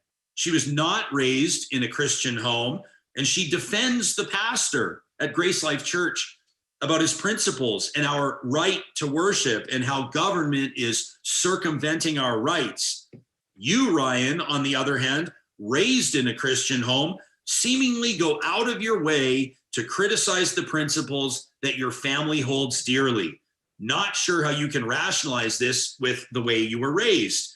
This from George, who has no idea how the hell I was raised and what my family holds dear. But George, I appreciate you making the assumption. He says, it's disappointing to see that the COVID issue has become so divisive. And unless you consider the source, and unless you agree with the rhetoric being pandering to the government, you are branded wrong. Danielle gave us a refreshing insight into what is really going on. George says, maybe you should take a few lessons from her.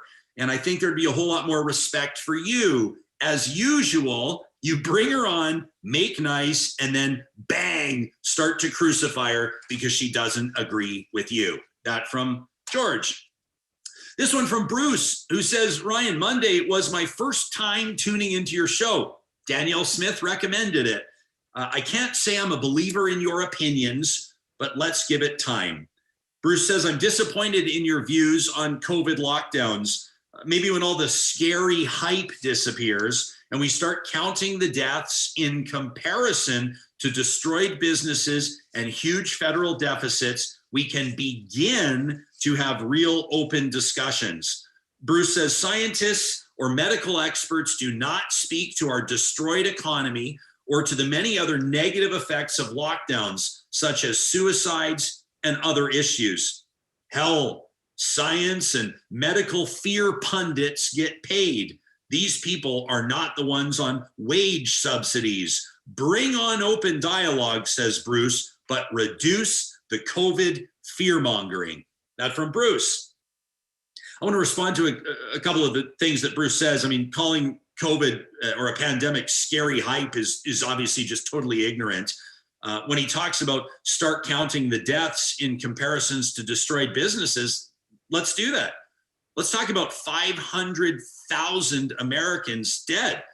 Let's talk about tens of thousands of Canadians dead or living with what will be the symptoms of long COVID, including respiratory problems for the rest of their lives. These are people in their 30s and 40s and 50s, hopefully with many more decades on the planet.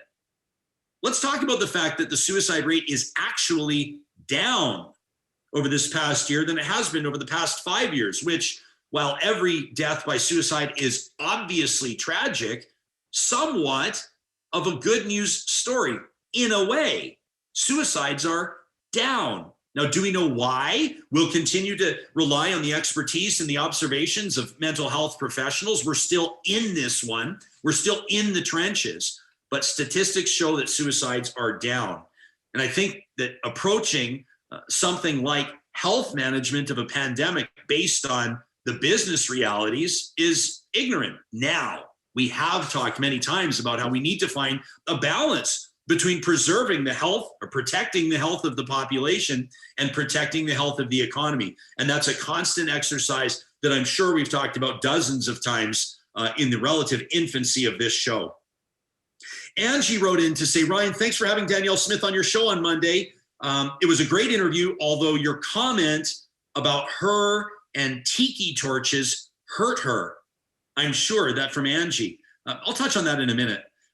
She says, when you speak of the pastor from Grace Life Church that's locked up in the Edmonton remand right now, I had written down that you said that people are buying in and how the pastor is handling himself as basically a slap in the face to Canadians. Angie says, I don't really know anybody that's buying into the narrative, and we feel like the pastor is standing up for Canadians. I mean, considering the number of people that attended Grace Life Church on Sunday, considering the fact that the number doubled, I am not alone in my thoughts. Angie says, I took the time to listen to the pastor's sermon from December 20th, as well as his sermon on February 14th, to try to understand his position. Angie, I commend you for that. She says, I'm not religious, and I have experienced, our family has experienced a COVID death. I'm sorry for your loss. She says, but I completely disagree with how this pandemic is being handled in this country. Pandemic in quotes, by the way. She says it has nothing to do with our health and everything to do with politics. She says, my doctor friends and EMTs agree with me, but they can't speak out, so we'll never hear that side. Angie says, I just wanted to give my opinion, but I can tell from the little that I listened to you before Danielle came on, that you and your listeners may not agree with my sentiments. And that's okay, says Angie, as long as we can continue to have open dialogue. I appreciate that.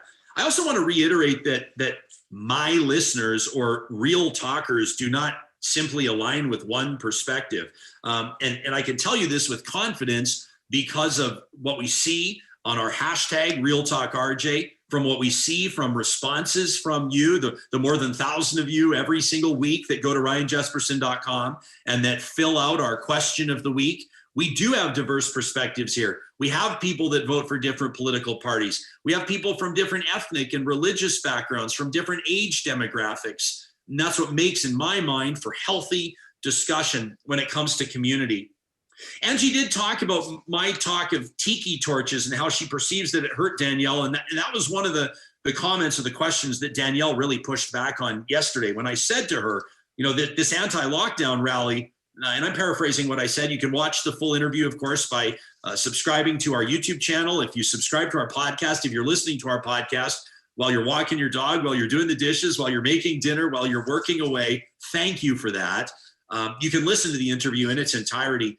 But to paraphrase, I said to Danielle, this rally, this end the lockdown rally over the weekend, you know, these are your support. These are your people, basically, I said.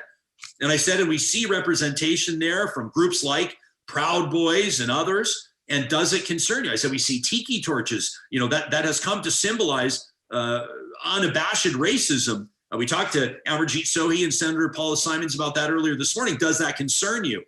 And Danielle really pushed back on that. She's, I think she said preposterous. She said that's outrageous or preposterous to suggest that these are my people. Some of you pushed back on that.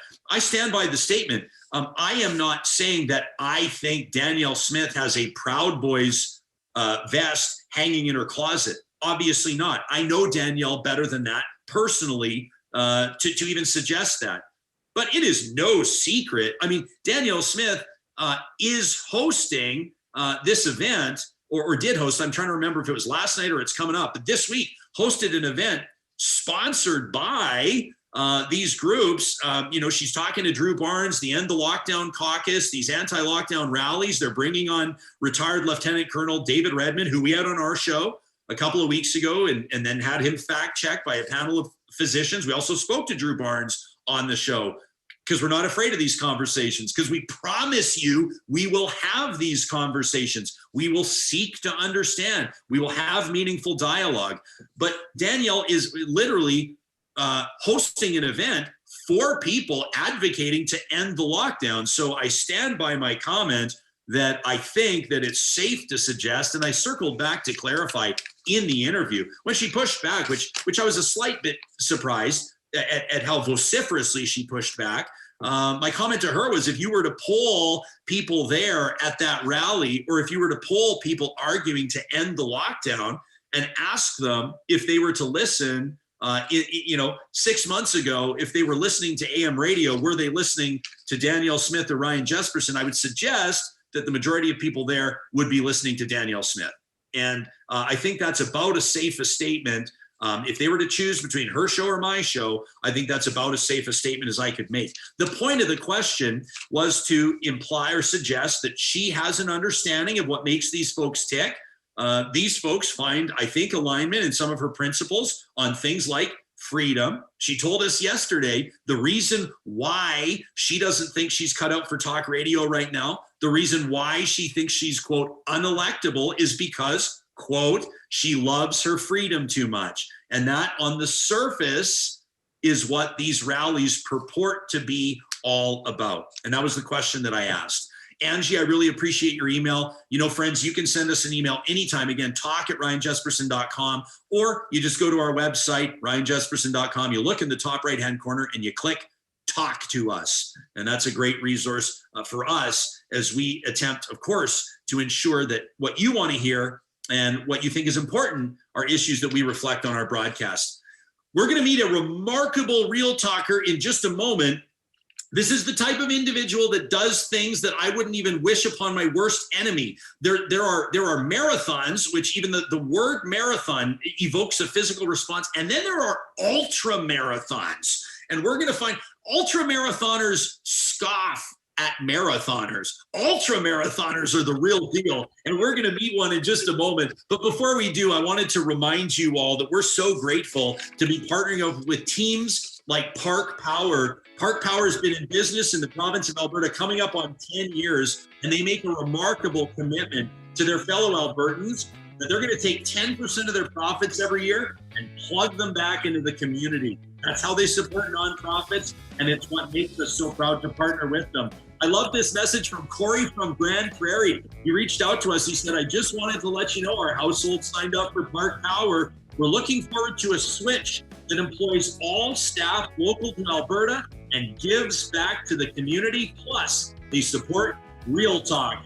Kouri says we're also going to be going to your website, Ryan, to look into other sponsors to see what's available in our area. That's from Kouri in Grand Prairie. Amazing stuff, Kouri. Remember, if you go to parkpower.ca, use the promo code 2021-Real Talk to save 70% off your first bill, whether it's natural gas, electricity, or internet.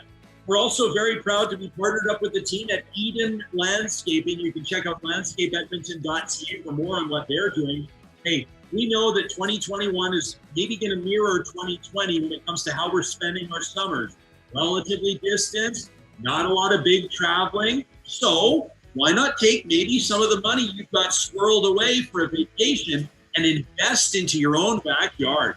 What about an outdoor kitchen? What about a fire pit? What about a swim spa? They do it all, and they'd love to talk to you. You can find Eden Landscaping, again, under the sponsors tab at ryanjesperson.com. All right, I've been looking forward to talking to our next guest since she first reached out. I think it was the subject line of her initial email that caught my attention. As soon as I saw the word ultra marathon, I thought, yeah, we got to meet Laura Sherrer-Townsend, and we got to figure out what makes her tick. So Laura, we're so grateful you've made time for us this morning. Allow me to officially welcome you to Real Talk. We're just going to get you off mute. I think you're on mute. It's okay. I did it 10 minutes ago myself, my friend, so don't sweat it. But as soon as we get your audio, we'll get it going. There we go. There you are. I am. There I am. Welcome to the show. Thank you so much for having me. Wow, I'm honored. And it's awesome that you introduced Park Power because they are actually a sponsor for our race, Survivor Fest. What? Yeah.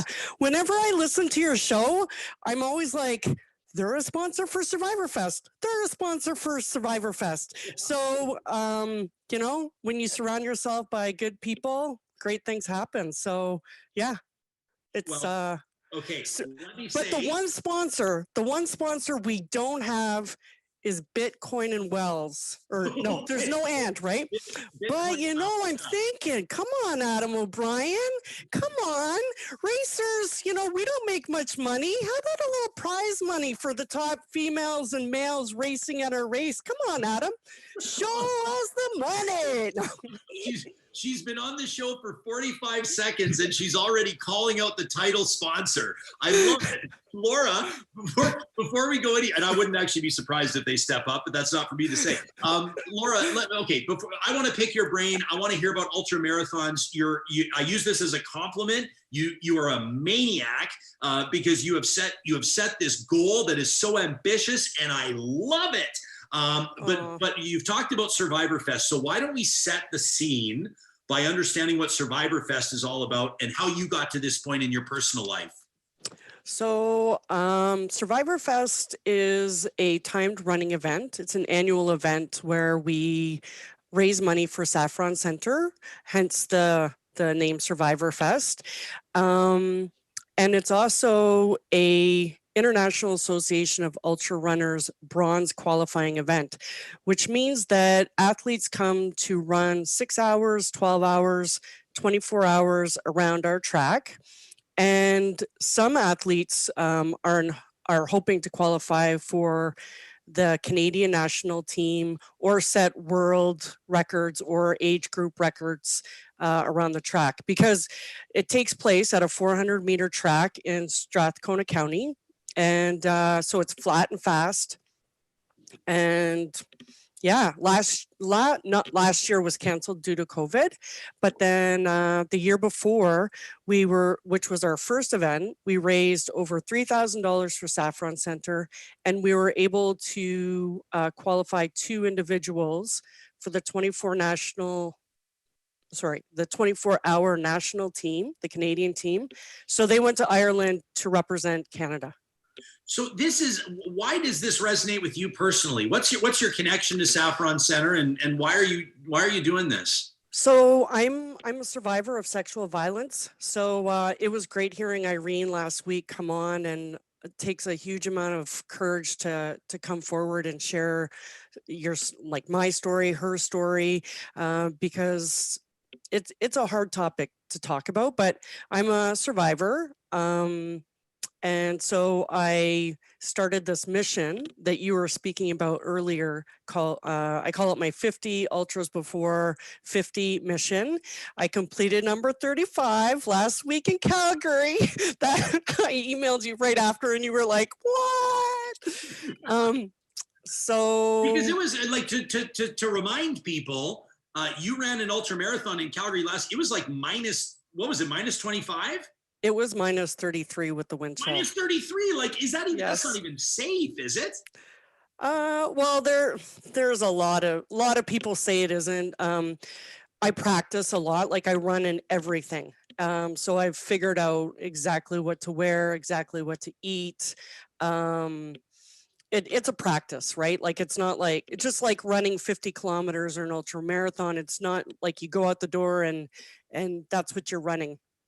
It's all build up and training. And so I had been running even the weeks prior when it was minus, 35 and minus.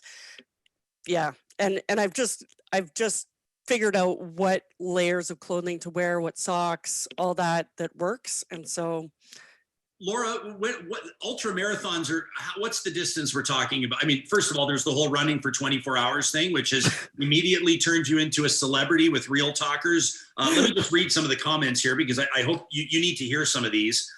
Like this is amazing. One viewer says, I don't think that I've run for 24 hours in my entire life total, which is amazing. That from Travis. Kaylin's watching from Vancouver. She says, wait, hang on a second. 24 hours just running around and around a track.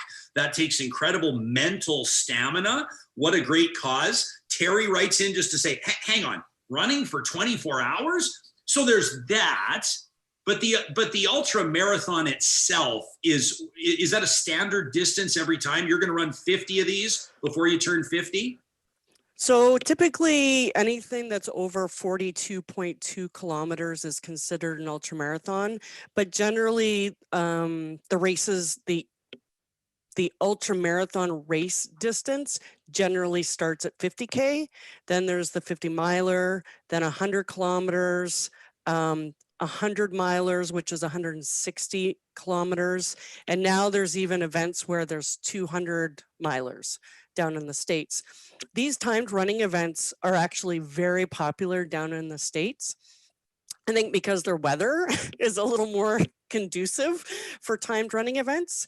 And so I knew from other running friends that I have, they had gone down to the States and done these timed running events. So I thought, there's not many events like this here in Alberta. So let's bring it here. And the response was fantastic. I mean, we only had 38 athletes for our first event, but the cool thing is everybody had such a good time. They all registered, like as soon as registration opened, we had probably an 80% return rate of athletes because they had such a good time going around this track, which it blows my mind as well, because one of the reasons I decided to bring this event was I thought I would never want to run around a 400-meter track for 6, 12, or 24 hours. My ultra marathons, I enjoy going through the mountains on trails.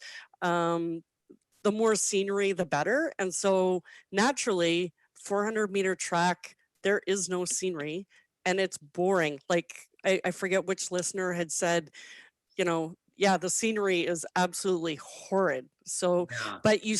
But that's where the timed running events become really social. So the people that are slower get to run beside faster runners.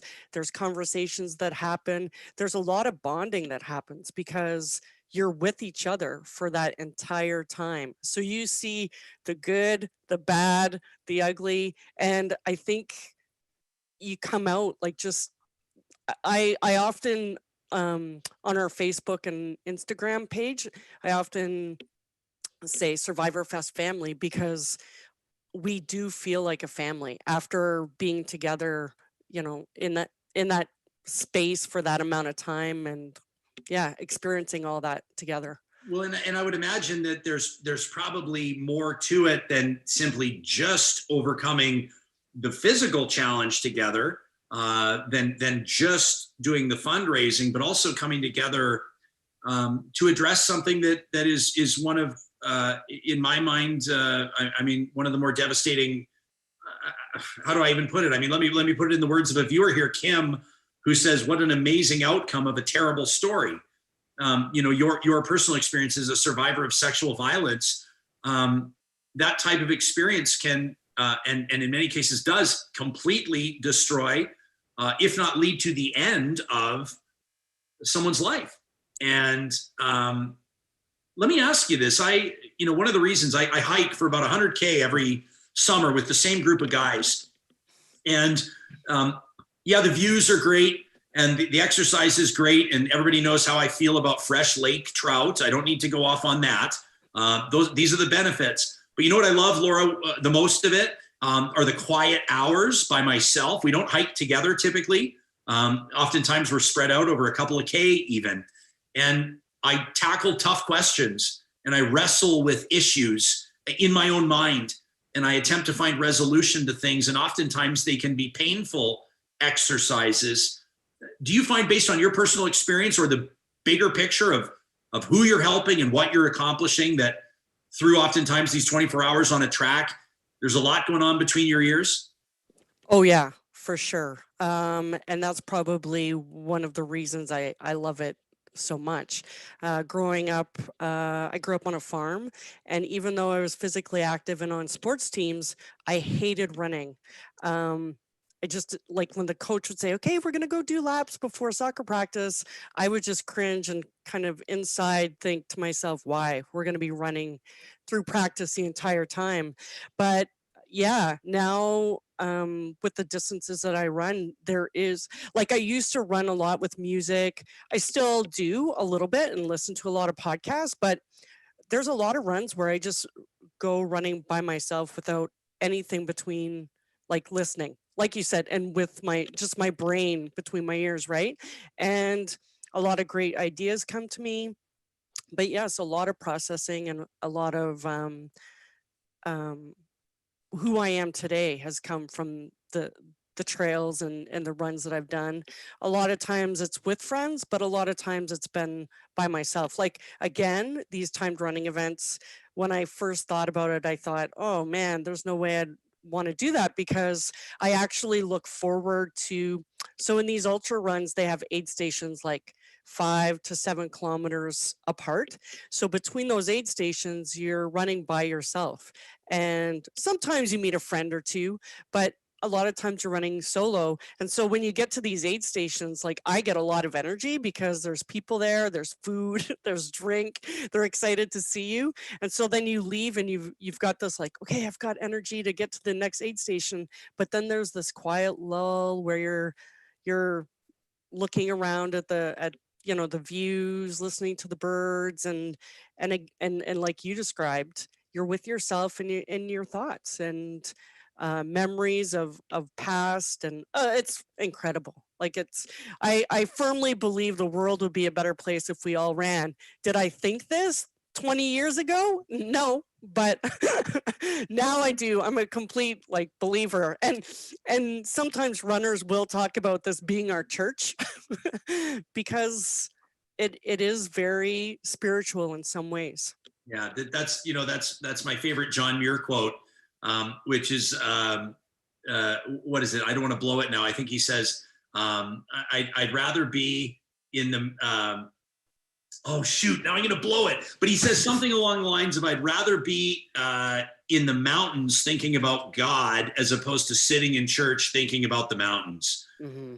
Yeah. Which I think is a powerful quote. We're getting some hilarious responses here. Heidi on our chat line, and I know that Heidi's joking, obviously. So no, she says, I used to have a customer who did ultra marathons, and he told me that he loved watching the sunrise and set and rise again while he was running, and I wanted to light him on fire. Which is amazing. Do you know, does the name Carrie Wagensfeld mean something to you? Yes. Oh my God. Yes. She's watching. She says, tell me about her. She won. So we have awards at our race. The first year, we were so busy getting everything ready, like with the timing and the volunteers, that we were prepared to have awards at the second year. And one of our awards is called the Al Howie Award. And so it's given to the 24-hour runner who also gives back to the community.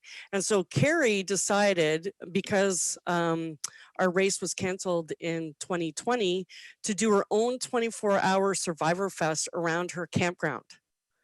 And she let everybody know, because it was during COVID. So she just let everybody at the campground know, this is what I'm doing. And typically I do this running event, and all the proceeds go to Saffron Center. So there were a lot of donations that came forward where they donated the money to Saffron Center, or made donations to Saffron Center. So my race team and I decided that even though there was no race, that we would award Carrie the Al Howie Award. And so, yeah, hi, Carrie. Well, let me not deny you the compliment that she's passed along. She says, I've had the privilege to both run and adventure. I love adventure used as a verb. She says, I've had the privilege to adventure with Laura, and she's a beautiful and supportive person, and I just love her. Let me ask you, am I reading this correctly? I suspect I may have buried the lead here. Have you run 480 days in a row? Yes. Yes, I have. Yes, today was 480. Yes. Yes. So I decided, I entered this contest that was called the 30 by 30. So you ran 30 minutes every day of November, starting November 1st. And I liked it so much that I just kept going. And it actually was such a perfect thing, a perfect challenge to have during the COVID time, because as everything was changing, I haven't talked about my kids yet, but I have 5 kids that are under the age of 15. And so as schools were closing down, my work was up in the air, my husband's work was, like it was changing, right? The one consistent thing was that I was running 30 minutes every day, and I did it outside. And so it just offered me so many benefits. And now I just don't even know if I can ever stop. Now that I'm at like 480, how can I stop, right? So well, we've talked, I think we talked to a fellow by the name, it was several weeks ago. It's one of my favorite interviews we've done on Real Talk, a guy by the name of John Mark Earl, who's done the same thing in northern Alberta. He takes ice baths in the river, in Peace River, every day. And he's been doing it for, I don't remember off the top of my head, but people should follow him on Instagram, like a couple or a few hundred days in a row. And it's the same sort of a thing. And it's what I pick up from you as well. There's a beautiful, and in some cases a painful, personal motivation that drives you. And I think it's just remarkable. I wanted to let you know that an individual by the name of Brad Fair, who's a great friend of this show, he's a brain injury survivor, and Brad watches us every morning. I think what Brad's trying to do really is to make me feel guilty about plopping my ass down in a leather chair every day and sipping coffee while I do nothing but talk, because Brad watches Real Talk while he cycles in his garage. And he cycles, like one day during the show, he cycled something like 200 kilometers during the show. Like it just blew my mind. Anyway, he says, please tell your ultra marathoner on Real Talk right now what a great goal. 50 ultras before 50. That's amazing. That from a guy who I would say walks the walk, but he cycles the cycle. So that from Brad. What do you want people to, aside from support of what you're doing, and obviously, we want to make sure that people check out survivorfest24.com. Laura, but what do you hope to accomplish with all of this? What do you want Real Talkers to take away from this interview? Well, of course, if you're an athlete, come to our event, right? But the biggest thing for me is just sharing my story. I think it was like Kim had said, that this is it is a great story to talk about, because a lot of times when the topic of sexual violence or sexual assault is brought up, it is hard. It's a hard topic, and it sometimes can be sad and frustrating. But if you tell my story, it can also be an icebreaker, because there's a lot of people out there who have been affected by sexual assault or violence. They haven't spoken or said a word about it. I have a lot of people that come up to me after I've shared my story, and they've never even said the words "Me Too" before. And so that's always the start of the journey. And everybody's journey is different. Not everybody has to do what I'm doing, but mostly just share my story and talk about something that can, like, I love the hashtag Beyond Me Too, because there is something very powerful and strong that can happen, yeah. And so share my story, follow us on Instagram, Facebook. We're trying to make track running exciting. It used to be years ago. There used to be betting involved and in the early 1900s. Yeah, so we've tagged it the celebration of strength, sacrifice, and survival, because it's not just for survivors, it's for athletes, it's for family, it's for friends, it's for community. Saffron Center is a pretty special place. That's our local sexual assault center, but everybody can help out in their own small way. Well, let me tell you, you're a new friend of mine, but I'm proud to consider you a friend. I'm blown away at what you're doing. I'm not going to promise to join you on an ultra marathon, but I will. You could come MC. Come MC. I can come MC it. Okay. Well, yes. We'll see. You and I will continue to talk. Yeah. I'm proud to tell you right now, I'm happy to make a commitment to support the event. Absolutely. At the very least, you're a remarkable human being. And what really means a lot to me as well is to know that you're a real talker. You're a member of this community. And so on behalf of all of us people are going to hear this on the podcast days from now. People are watching it live right now on YouTube. We're proud of you. And thank you so much. You got it. Yeah, I'm hooked. Like I said, every day I might have missed a few episodes, but I try and keep on top of it. This morning I was trying to listen while I was doing core, but because there was some sort of glitching and stuff because you were at home. So yeah, that's all Sam's fault. I'm so sorry, you guys. I'm going to remind everybody that I can cut you off anytime I want. Yeah, that's right. That's right. Sam holds the guillotine. He holds the controls to the guillotine today, so we better be careful. Hey, Laura, honestly, SurvivorFest24.com. Is there anything else that we haven't touched on that you want to mention quickly? I don't think so. Just that June 12th, Survivor Fest is part of the Trail and Ultra weekend.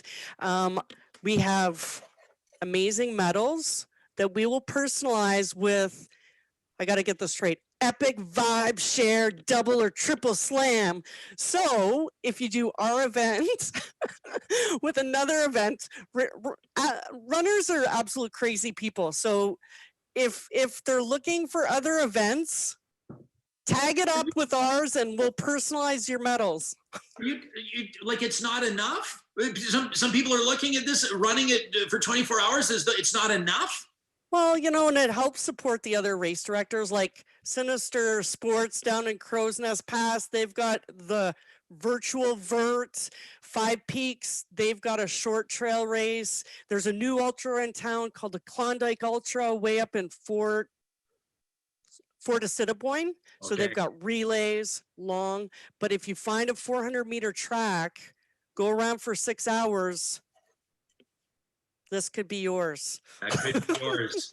All right, Laura Sherrer-Townsend. I'm all about collaborating and having fun, and that's why my team has decided February 28th, no more new ideas from Laura. is coming to Survivor Fest. That's my deadline for bringing new ideas. So I've got to get in as much as I can before February 28th. And so here you are on Canada's most listened to daily podcast, throwing out as many ideas as you possibly can. Yeah, thanks, Ryan. Good thing All right. you gave me a time, okay. Time out. All right, Laura. Hey, thank you so much. You're a legend. It's and a we'll real keep pleasure. in touch. It's a pleasure to have you on the show. Thanks for this. If you want to talk about any other running stuff in the province of Alberta, I'm your girl. Consider it done. There you go.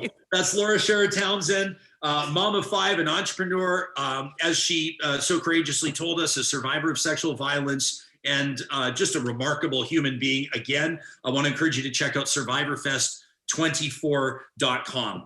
We're going to get to some of your emails.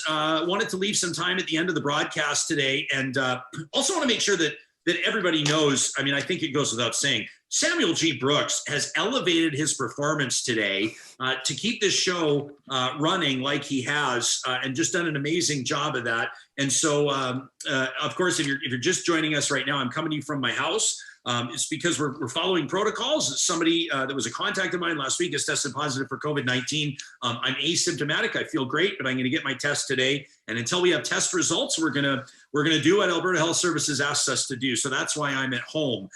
Wanted to remind you how proud we are to be partnering up with the team at Grand Dog Essentials. They offer quality raw dog food. And a couple of you have emailed in to say, well, what's new with them? Because they're constantly evolving the nutritional offerings. You've got a team of experts that can help you decide what's good or most fitting for your 4-legged family members. Well, they've got 3 new supplements they want you to know about. A supplement that helps your dog protect. It's a daily probiotic. They have the digestive enzymes that help with your dog's digestion. And then this green-lipped muscle oil, which is, they say, move over fish oil. There's a new kid in town. If you want to learn more about what could be healthiest for your dog, you can check them out online by following the links under the sponsors tab at ryanjesperson.com. We're also very proud, as you know, to be partnered with the team at Local Waste Services. For more than a quarter century, they've been in the business of waste management, going up against the big multinational companies. They're locally owned and operated, and they want to compete for your business. You can check them out online at localwaste.ca. You can ask for Chris and Lauren if you want to give them a call. And of course, don't forget, they sponsor our Trash Talk every Fridays as we wrap up our show. It's your chance to blow off a little steam on things that are driving you nuts, whether that's provincial politics, whether it's raisins and cinnamon buns, whatever it is that's driving you absolutely bonkers, you let us know by sending us an email to talk@ryanjesperson.com. Make sure you put local waste or trash talk in the subject line. Of course, you know that talk@ryanjesperson.com is a great way to get in touch with the show, and we receive dozens and dozens of emails every single day. We sift through them all. Many times we may not hear your information or your email, your specific take on the show, but we want you to know that it all impacts the production elements. It impacts the editorial side of what we're doing. Like this one from Cassandra, a great email that jumped out at us because it was in response to one of the most inspiring interviews that I think I've ever done. It was just a few days ago here on the show when we talked to Irshad Manji, the author, the recipient of that Oprah Winfrey Leadership Award. It was right before her event for the Edmonton Public Library. She talked to us about finding moral courage in messy times. Cassandra wrote in and said, Ryan and Sam, good morning. After listening to Irshad on your show and after tuning into her talk with the Edmonton Public Library, it got me thinking about our current state of policing. Now, I'm not an officer and I've never been through police training, but I wonder if the current training and the idea of the brother or sisterhood mentality can lead to a certain level of groupthink, or certainly a group of people always following the rules simply because this is the way. And Cassandra says, yes, that is an intentional reference to The Mandalorian. She says, from what I understand about police and enforcement training, they prepare you for a lot of worst case scenarios. Why don't, I wonder, she says, police comment when one of their team members displays racist tendencies? Is this brotherhood or sisterhood mentality actually beneficial for society? Does it lead to police working for themselves and for those who look and act like them, but not for the rest of society? The reason why earshot got me thinking about this, says Cassandra, is that if you're only presented with one set of rules or one creed or one mantra or whatever, then you avoid continuous growth. You avoid understanding or learning or even unlearning, which is why I'm starting to wonder if this may be happening with police. That from Cassandra, an interesting question. We want to let you know we do have a request in to speak with Edmonton's Police Chief Dale McPhee, and we hope to have that conversation soon. I also wanted to read this from Aya before we sign off today. Aya said, Ryan, you read an email a while ago about a listener, a viewer, telling you that if they got their wish on the show, they'd hear from fewer white men. And it actually annoyed me for a couple of reasons. Having tuned into your show since your very first podcast was released, you've done an amazing job featuring a diverse lineup of guests from many different backgrounds that I feel have represented and embodied diversity. I hope to see that continue to flourish, and I look forward to hearing stories and understanding lived experiences of others. Aya says, as a person of color, I fully understand the need for representation and having minority voices heard, but I really hate when people simply say we need less white men without anything more. I'm not one to coddle somebody that suffers from white fragility, as Robin DiAngelo discusses in her great book.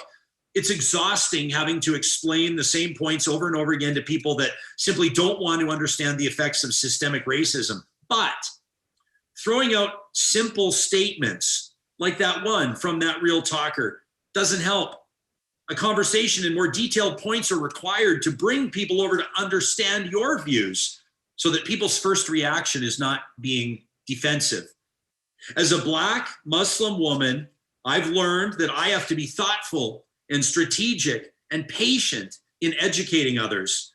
Thanks to respectability politics, I don't get to be annoyed, frustrated, or tired. It shouldn't be the responsibility of the minority to make the majority understand or make them feel good, but sadly, that's the reality of our society and our world. So emails like those ones that you read, in my opinion, can do more harm than good. That from Aya. Aya, thanks for taking the time to listen to our podcast, and thanks for writing into the show. I wanted to remind you that the team at Kubi Energy presents Positive Reflections every Monday, which is a great way to get your perspective focused in the right direction each and every kickoff to each and every new week. Kubi Energy also, of course, is providing solar installation expertise to people in BC and Alberta, across both provinces here in Western Canada, using only journeyman electricians and electrical apprentices.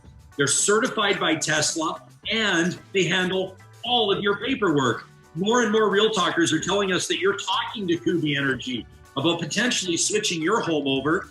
If you'd like to explore whether or not that's a good idea, you can find them online at kubienergy.ca, or of course, under the sponsors tab at ryanjesperson.com. We also want to remind you that if it's a day to treat yourself, or maybe it's a day you feel like skipping all the prep and the mess that goes along with making dinner, why not look to your go-to delivery app or hit the drive-thru at one of the 6 Dairy Queens in Northwest Edmonton and Sherwood Park. They've got a chicken strip special for just under $7 right now, and they love when you let them know you're there because you're a real talker. They say more specific specials coming up for those that tune into Jesperson. Stay tuned from the team at Dairy Queen. And finally, a shout out to the team at Alta Moving and Storage today. As the weather edges towards spring and we get more and more excited about new beginnings, if that involves a move for you, take the stress out of it. Check into those pod-style containers that they offer, or if you require long or short-term storage, nobody does it better than Alta Moving and Storage, locally owned and operated. You can find all of their details on our website. Just follow the sponsors link. Well, there we have it. This is the first broadcast that we've ever done remotely. Samuel G. Brooks has been bravely behind the scenes, solving problems and ensuring that we stay on the air. And Sam, We don't know what tomorrow's show will bring. We don't know, but we'll be ready for it. Absolutely. We'll be ready for it. I just wanted to take an opportunity right now. Sam, you got to keep yourself on camera because I just wanted to say right now, candidly, how much all of us as part of this community, including me as the host, appreciate everything that you've done. Your expertise is remarkable, and the show would not have made it to air, would not have made it to the podcast today if it weren't for your efforts, including in the late night hour. Look at how Sam gets uncomfortable, everybody. Look how he gets uncomfortable. Look, dude, it's my job to make the show work. If that means coming to the studio in my pajamas last night, so be it, which I definitely did. Okay. Well, hey, I did my hair and put on a shirt today, so I'm pretty proud of myself. Sam, you know that I've got a ton of respect for you. I appreciate the Real Talkers that stuck around through our early bumps on the road this morning's show. We're going to talk to you tomorrow morning at 8:30 Mountain Time, including a great conversation with Josh Rhodes out of the University of Texas and Blake Schaefer out of the University of Calgary. We're going to fact check some of the wind and solar stuff we talked about yesterday and take a look at what we should learn from the great state of Texas. Until then, make it a great Tuesday, my friends, and we'll talk to you soon.